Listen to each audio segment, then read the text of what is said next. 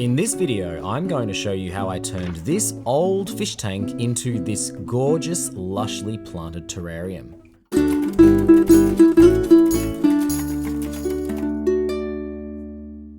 G'day everyone, welcome to this video. Yes, in this video, I'm going to show you how I turned this fish tank into a lush, beautiful terrarium. It took about a year, but it wasn't that much work. Really, it was just waiting for the plants to do their thing. So long-time viewers of this channel actually might recognize this fish tank because a few years ago, I had fish in it and I grew some avocado trees in it using Avocedo boats. There's a link in the description if you want to check that out. Now, when I moved house, I didn't have space for this fish tank anymore. So I took it to my work. I'm a teacher. I actually have a fish tank in my classroom already.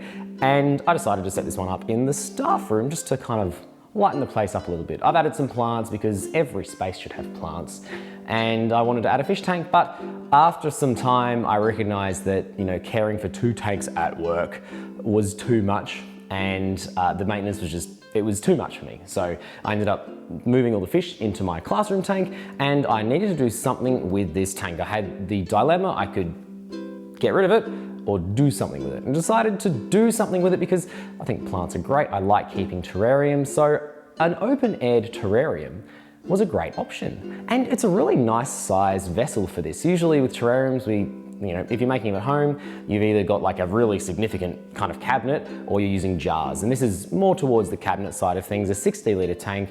You can do some nice things with that. And the first thing I had to do was to clean out what was the fish tank. So I wanted to get rid of as much fish gunk, as much dirt as I could, really make sure that the glass was clean, there was no algae. It took me a bit of time, but I got there. Then there was the designing aspect of it. So I wanted to have a tank that looked full. And I recognized that in order to do that, I didn't want to be able to see all the way through it into the back wall because that kind of makes it feel less full if you can see all the way through it. So I wanted to put a backing on it. To do this was actually pretty straightforward. I used some plastic garden edging. Now I use this kind of thing for my moss poles, so I had heaps lying around, and I attached it to the glass using some aquarium suction caps, which actually worked really, really easily. I filled the back with some sphagnum moss and that was set. Then I used some gravel at the bottom and then filled it up with my usual soil mix, really, a well-draining mix. There's a link in the description to my usual soil mix. I also wanted to use the beautiful piece of driftwood that I'd had in this tank for years, so I incorporated that into the design, and I also placed the rocks that I had as a bit of a hardscape around to attempt to get some leveling.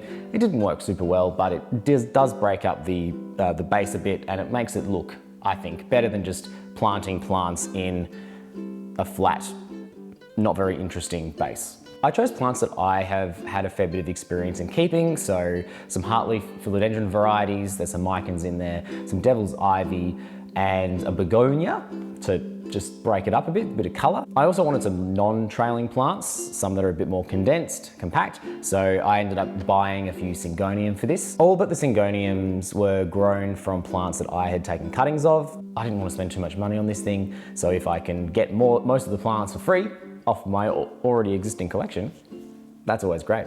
The most intense part of this process was the design and setup. After that, it's really, really easy to care for.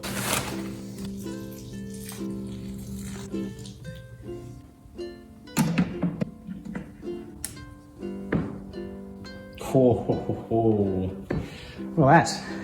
I have been keeping it for a year now, and all it really requires is to keep the sphagnum moss at the back of it moist and make sure that there's a bit of water in the soil, not too much. Like, I like to let it dry out a little bit, but every week or 2, depending on how warm it is, I would give it a water, and that's about it. I also add a slow release fertilizer to it every 6 months or so to continue to support the growth of the plants.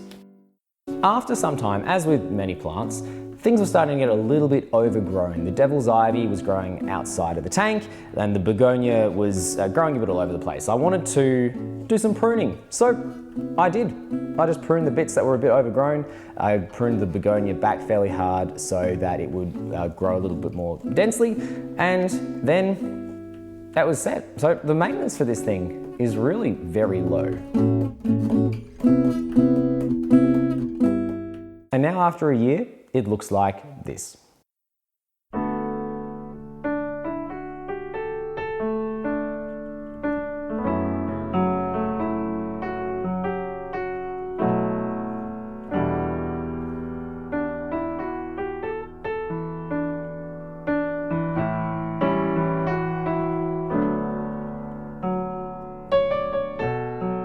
I'm really happy with this project. It's been a year in the making, but I think it's really effective. I personally really like going into the staff room at lunch and seeing it there. I know my colleagues appreciate it as well. I know some have said it'd be more interesting if there was something else, like an animal living in there, but I don't want to do that. But I know, if you want to set up a vivarium, you can do that, but I wasn't intending to do that here. If you go down this route and try to set up your own terrarium in a fish tank, I'd say go for it. You can do this fairly cheaply. Like if you go on Facebook Marketplace or any of the secondhand stores, you can find a lot of tanks going fairly cheap because they're awkward to get rid of. So, if you can get a cabinet, if you can get a tank, if it comes with a light, the light's really helpful because otherwise you need to get grow lights. But generally, like if you have an aquarium light and you put a daylight bulb in it, then it's good to go.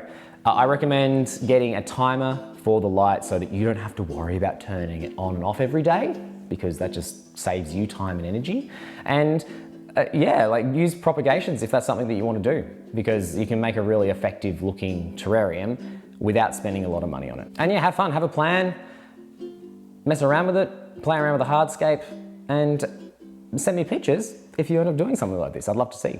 It's been fun watching this thing grow over the year, and I hope you've enjoyed watching my process. Before we finish the video though, I absolutely have to say a massive thank you to all of my Patreon members. Their names are on the screen now, and a big welcome to the Patreon community. To Brian, thank you for signing on as a Patreon member, Brian. It's great to have you on board. If you'd like to support this channel financially, if you would like to get your name at the end of this video, if you'd like to access the Patreon only monthly Scott Grows a Kiwi Vine videos and have a chance to be the sponsor of the week on the year-long avocado time lapse, please check out my Patreon. There's a link in the description.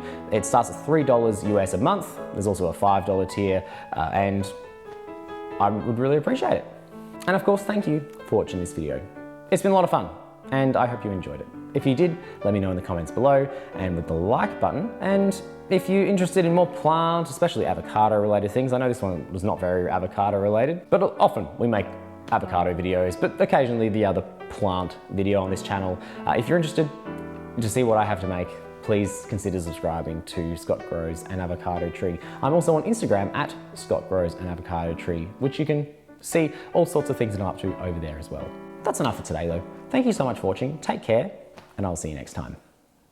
Scott grows an avocado tree. Scott grows an avocado tree. Scott grows an avocado tree. Scott grows an avocado tree.